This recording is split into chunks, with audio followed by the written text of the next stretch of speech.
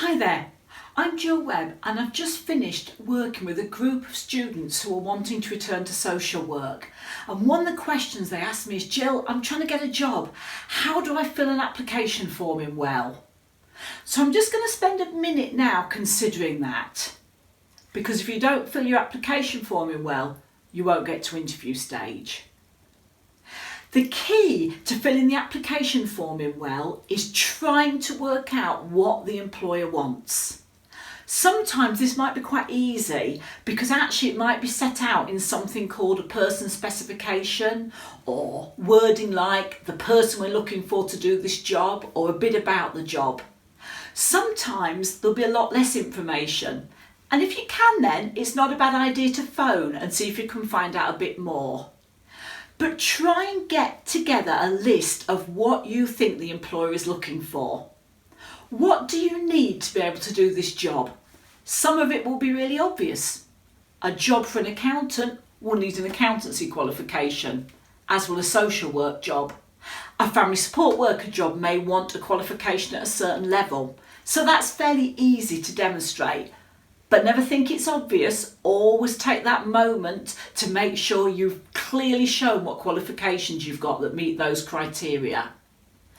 But then get a bit of paper and a pen and start to think about how you meet the criteria that the employer wants. And the trick here is not to simply repeat what's on the application. So for example, the advert might say, we're looking for an energetic and outgoing team member. It's very easy to fall into the trap of writing, I am energetic and outgoing, because you want to show that you meet what the employer is looking for. So are there different ways that you could word it? I've always been commended in previous job for the enthusiasm I bring to the role, and this includes a lot of energy. For example, ... And short, concise examples are going to be your key. They're going to be what raises your application form above some of the others. So what examples have you got of how you can meet the things that the employer wants? And don't forget, it doesn't just need to be work examples. Prioritisation.